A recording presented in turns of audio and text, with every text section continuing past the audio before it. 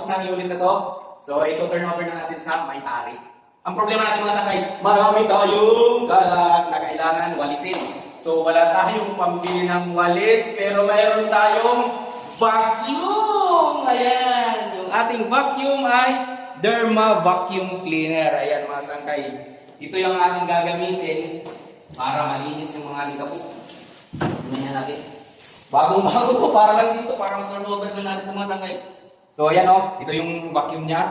Ito yung handle niya. Okay. May handle pala to mga sangkay. Yun!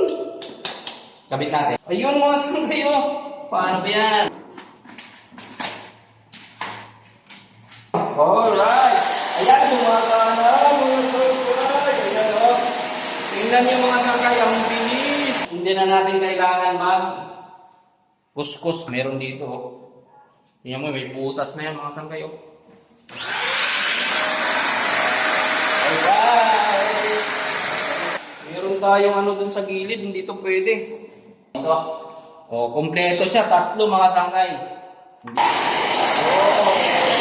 Ang ganda mga sangkay ng Derma Vacuum Cleaner. Malakas. Tapos maliit lang siya pag ano, na-travel mo. Tanggalin mo lang. Yun o, maliit lang. Okay na mga sangkay.